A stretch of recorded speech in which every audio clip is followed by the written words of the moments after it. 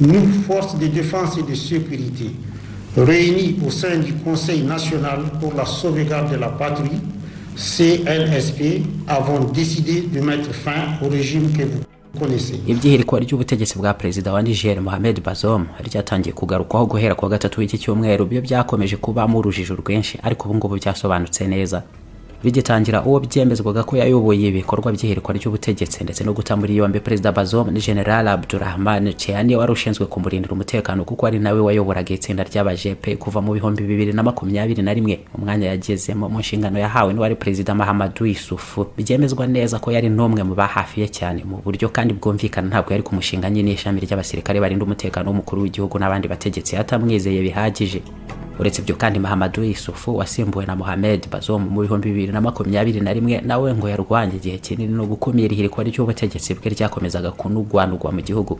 Ni General Abdurrahman Chiani n'aba bajepe yayoboye bahawe inshingano zihariye zo kuburizamo ibikorwa byose nk'ibyo byaganisha mu ihirikwa ry'ubutegetsi bwe. Kuba uyu General Chiani rero hari nawe wahindukiye none hagahirika ubutegetsi bwa Mohamed Bazoum, bivugwa ko hari byinshi bari basigaye batavugaho rumwe, birimo ibijyanye no kwita ku mibereho myiza y'abasirikare muri rusange ndetse no gushyira mu bikorwa ingamba zumvikanyweho mu kurwanya ibitero by'iterabwoba nabyo bihora bigabwa kuri Niger.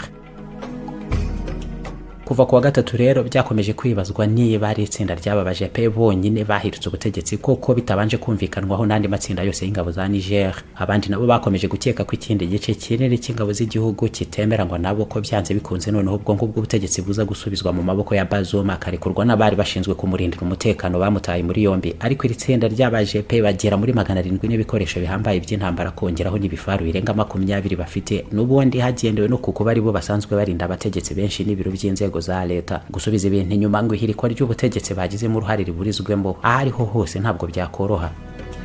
Byose rero byatumye mu ijoro ryo kuwa gatatu rishyira kuwa kane ubuyobozi bukuru bwa gisirikare ari bwo bushemangira ihirikwa ry'ubutegetsi n'ishingwa ry'ubutegetsi bwashyizwe noneho mu maboko y'abasirikare barangije kwihuriza mu cyiswe inama yo kurengera igihugu CNSP, bajya kuri televiziyo ya leta batangaza ko inzego z'ubutegetsi zose zavanyweho, ibikorwa byose by'amashyaka ya politiki mu gihugu nabyo byahagaritswe, n'imipaka y'igihugu ifunze hose mu kirere no ku butaka. Iryo tsinda ry'abasirikare bahise bigarurira ubutegetsi b'impamvu batanze ngo yo guhirika ubutegetsi no gukomeza guhungabana bikabije ku mutekano w'igihugu mu gihe ubutegetsi bwariho ngo ntacyo bwabashije kubikoraho. N'impamvu imwe niyagejeje Kapiteni Ibrahim Traoré ku butegetsi muri Burkina Faso mu mpera z'umwaka ushize, cyangwa nanone Colonel Yasimbuye muri Mali mu 2020 mu ihirikwa ry'ubutegetsi ryabaye kenshi muri icyo gihugu kuva mu 2020, bitanatandukanye cyane nanone kandi no muri Guinea aho naho ubutegetsi bwaguye mu maboko ya Colonel Mamadi Doumbouya muri uwo mwaka. Niger nayo ubwongo bwihise ijya ku rutonde rw'ibindi bihugu ku mugabane wa Afurika mu myaka mike gusa ishize ubutegetsi bugiye mu maboko y'abasirikare nyuma y'ihirikwa ry'ubwari busanzweho bwa gisivile. Aho ubuyobozi bukuru bw'ingabo muri rusange rero bwemereye ko igisirikare cyarangije kumvikana neza kuri iryo hirikwa ry'ubutegetsi, hahise hatangira kugaragara noneho amasura n'amazina ya bamwe mu basirikare bakuru byemezwa ko bagiye kugaragaramo abazaba abayobozi n'abategetsi ba Niger mu nzibacyuho ya gisirikare, ari nabo bagaragaye hasomwe itangazo rishimangira ihirikwa ry'ubutegetsi bwa Perezida Bazoum. Abo barimo Colonel Major Amadou Abdrahman wabarizwa mu buyobozi bukuru bw'ingabo zirwanira mu kirere, ari nawe wasomye iryo tangazo.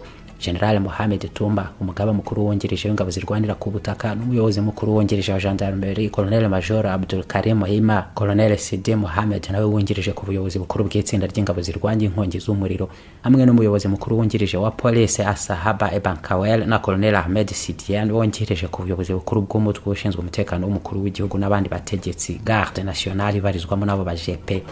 N'amatsinda hafi yose y'igisirikare cya Niger bakoze ku buryo iryo tangazo risomwa kuri televiziyo abahagarariwe na bamwe muri bo mu kwerekana ko abasirikare bose nyine muri rusange barangije kubyumvikanaho ko ubutegetsi bwa Bazoum babushyizeho iherezo. General Abdou Sidi Kuisa niwe mugaba mukuru w'ingabo, ibyo nawe yarangije kubyemeza ntabwo bikiri ihirikwa ry'ubutegetsi ryitirirwa umuyobozi mukuru w'abajepe General Abdurrahman Chiani. Hagati aho mu gihe abasirikare bakuru mu ngabo za Niger benshi ari abakuze bamaze n'imyaka myinshi cyane mu gisirikare n'imyanya bari akaba ari nabo bahiritse ubutegetsi, benshi n'abashyizwe muri iyo myanya n'uwahoze ari Perezida Mahamadou Issoufou, binemezwa ko ari we bakomeje kumva cyane no gukurikiza ibyababwira kurusha amabwiriza yose bahabwa na Perezida mushya bahiritse Bazoum. Byatumye abandi bemeza ko Issoufou ashobora no kuba afite uruhare nawe rufatika muri iryo hirikwa ry'ubutegetsi, nubwo nta kibihamya kiriho kugeza aka kanya, ariko abo basirikare bose ngo ntabwo bari kubyishoramo batagize icyo bumvikanaho nawe. none nubwo Isufari nawe n'ubundi wahisemo Bazoum akamushyigikira kugeza hato akamusimbura ku butegetsi, ariko kandi nyuma ngo hari byinshi nanone batakomeje kuvugaho rumwe.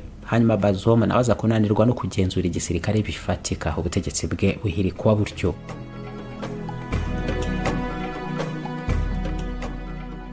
Hanyuma rero ihirikwa ry'ubutegetsi muri Niger ntabwo rivugwaho rumwe mu gihugu, ariko bikaba ari nibisanzwe nyine. Ubwo birebewe mu baturage b'abanya-Niger, bamwe birumvikana bakomeje kugaragaza ko babishyigikiye cyane, ariko kandi abandi nabo babyamaganira kure. Bamwe muri abo baturage babarirwa mu magana bagaragaye kuva ku wa gatatu kugeza n'ubu ngubu mu mihanda bishimira ihirikwa ry'ubutegetsi bwa Bazoum. Abandi nabo bagaragara no ku biro n'inyubako za leta nko ku ngoro y'inteko ishinga amategeko n'ibyapa bagaragaza ko bashyigikiye byimazeyo ubuyobozi bukuru bw'ingabo zabo ndetse no kwigarurira ubutegetsi bashyize mu bikorwa. Abandi nabo bakaba bakomeje kugaragaza ko bashaka ko Niger yabo nayo ihindura uruhande igakorana n'Uburusiya ngo imikoranire n'Ubufaransa Perezida Mohamed Bazoum yakomeje kwizirikaho, bo bashaka kwihinduka burundu ikavaho. Abo banasabye ahubwo ko ingabo z'Abafaransa ziva muri icyo gihugu cya Niger aho zimaze igihe mu bikorwa by'ubufatanye mu kurwanya imitwe ikora iterabwoba. Abandi mu bagiye mu mihanda bashyigikira ihirikwa ry'ubutegetsi banatwikiye amapine ku cyicaro gikuru cy'ishyaka PNDS rya Perezida Bazoum wahiritswe nyine ku butegetsi. Nyamara hari abandi nabo bashyigikiye cyane Perezida Bazoum bagaragaje ko bababajwe cyane n'uburyo yahiritswe n'abasirikare ku butegetsi, kandi yaramaze igihe gito gusa atowe n'abaturage, bakagaragaza ko ari intambwe isubira inyuma cyane muri demokarasi muri Niger. Bamwe muri abo ngabo nabo bagaragaye kandi mu mihanda basaba ko abo basirikare basubira mu bigo byabo n'akazi kabo gasanzwe, bati mujye ku rugamba mu bice imitwe y'iterabwoba bidasiba kuva igaba ibitero hose mu gihugu, mureke ubutegetsi mu maboko y'abasivile. Nubwo nta mvururu n'ihangana ryeruye mu mihanda, ariko kandi n'abimyegaragambyo yabo bamagana abasirikare bigaruriye ubutegetsi yabayeho mu bice bitandukanye. Ku rundi ruhande hari abandi muri Niger nabo bakomeje gutera hejuru kuva kera bamaganira kure Perezida Mohamed Bazoum, bavuga ko atari umunya-Niger wuzuye, ko atarakwiriye n'ubundi kuba perezida wabo. Ibyo ngibyo byanateye imyigaragambyo n'ubundi kuva mu 2020 ubwo yatangiraga kwiyamamaza, ndetse hagejejwe n'ibirego byinshi bitambamira kwiyamamaza kwe mu nkiko. Ibindi byo bikomeza no gukurikiranwa yararangije kugera no ku butegetsi. Ibi byose ariko ku rundi ruhande byashyizweho iherezo n'urukiko rukuru rushimangira ko afite ubwende gihugu bwa Niger, nubwo bizwi neza n'ubundi ko afite inkomoko muri Libya. Ntibyabuze gushimangirwa ko ari uwo mu bwoko bw'Abarabu b'Abaouled Selman babarizwa ahanini mu gice cy'umupaka hagati ya Niger na Libya, bakabarizwa no mu bindi bihugu bitandukanye birimo na Chad. Sekuruza ku ruhande rwa Sena sekuru ngo yatuye muri iki gihugu cya Niger kuva mu 1840 mu gihe nyina ari umunya-Niger udafite ahandi ahuzwa naho hatari muri Niger nyine. Hagati aho ngaho mu mahanga ni ibisanzwe perezida wageze ku butegetsi binyuze mu matora asesuye kuba yahirikwa ku butegetsi bihita byamaganirwa kure na benshi, niyo bamwe ntacyo byaba bibabwiye ariko bapfa kubikora. Nuko nguko ibihugu bitandukanye birimo n'Uburusiya nabwo bwamaganiye kuri ihirikwa ry'ubutegetsi aho ngaho muri Niger, n'ubwo bamwe mu baturage muri iki gihugu batera hejuru basaba gukorana n'Uburusiya bagatandukana n'Ubufaransa. Ntabwo byabura byanze bikunze kunyura ubutegetsi bw'Uburusiya cyane cyane muri ibi bihe, ndetse no kureba icyo byakorwaho. Ahandi imiryango mpuzamahanga itandukanye kugeza kuri l'ONU nayo birumvikana n'ibintu byamaganiwe kure, kimwe no mu muryango wa CEDEAO w'ubukungu mu bihugu byo mu gice cya Afurika y'Uburengerazuba. Ubufaransa nabwo nuko nguko bwabyamaganiye kure, ariko biranumvikana cyane bwo bwari busanganywe imikoranire myiza cyane n'igihugu cya Niger. Leta zunze ubumwe za Amerika nazo nuko nguko zikaba zemeje ko zizanafasha Perezida Bazoum mu bishoboka byose hamwe n'umuryango we. Yewe no mu karere nka Perezida w'u Burundi Evariste Ndayishimiye mu butumwa yanditse kuri Twitter nakwisigaye yitwa X gusa, yavuze ko yamaganya akomeje iryo hirikwa ry'ubutegetsi mu gihugu cya Niger, anasaba ko abituze kandi Bazoum agasubizwa ku butegetsi. Naho mu izina rya CEDEAO Perezida wa Benin Patrice Talon yerekeje Niamey muri Niger mu butumwa bw'ubuhuza. Mu gihe nyamara nta bwumvikane bundi bugezweho, bwari impaka nyinshi cyane n'urutonde rw'ibihano bigiye gushyirwa kuri Niger nk'uko byagenze mu bindi bihugu nka Mali, Burkina Faso na Guinea n'ahandi, naho ubutegetsi buheruka kwigarurirwa n'abasirikare, ariko kandi bikarangira n'ubundi abo basirikare bihagazeho ubutegetsi bakabugumana n'ibihano bikagenda byoroshywe, ibindi bikavanwaho ku neza y'abaturage babizahariramo. Nta kundi uwahiritswe ku butegetsi iyo bitamuhitanye cyangwa ngo atabwe muri yombi bimujyane mu buroko, n'andi mahirwe ku rundi ruhande nawo wabagize agakomeza ubuzima mu bindi. iFix Technology Limited turacuruza kandi tukabakorera ibikoresho byose bya Apple. Mu gihe wahura n'ibibazo by'ibikoreshereze yabyo cyangwa se ukundi kwangirika, Mac computer, iPhone cyangwa iPad ni ibikoresho twe dufite mu bunararibonye bw'imyaka myinshi. turi abafatanyabikorwa kandi ba Positivo BGH. Turahari ngo tubakemurire ibibazo byose mwagirana n'imikorere ya computers z'iki kigo. Hanyuma kandi dutanga n'amahugurwa ku banyeshuri n'abandi mwese mwifuza kugira ubumenyi buhagije mu gukora ibikoresho bya Apple byaba byangiritse cyangwa se no kubisubiza imikorere ikwiye y'umwimerere wabyo. Tubarizwa muri Atene Building, etage ya 2 mu cyumba 050.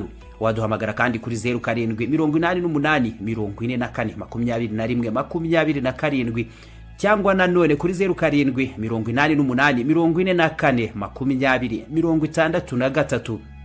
iFix Technology Limited. We are Apple devices experts.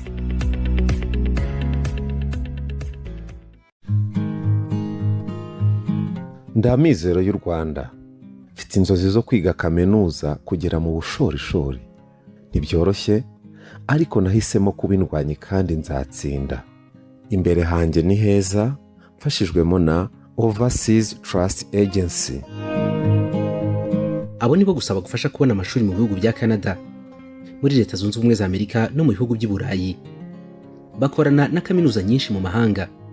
Muri ibyo bihugu by'amahanga, Overseas Trust Agency Limited igufasha kubona akazi n'uruhushya rwo kugakora, work permit. Bagufasha kubona visa, bakagufasha guhaha imitungo hanze. Ku barwayi bashobora kuguhuza n'ibitaro ukeneye, ndetse bagufasha no kubona itike y'indege byihuse. Bahamagare kuri 0788 88 66 cyangwa ubandikire kuri email info@overseastrustagency.com. Overseas Trust Agency, because we are trusted.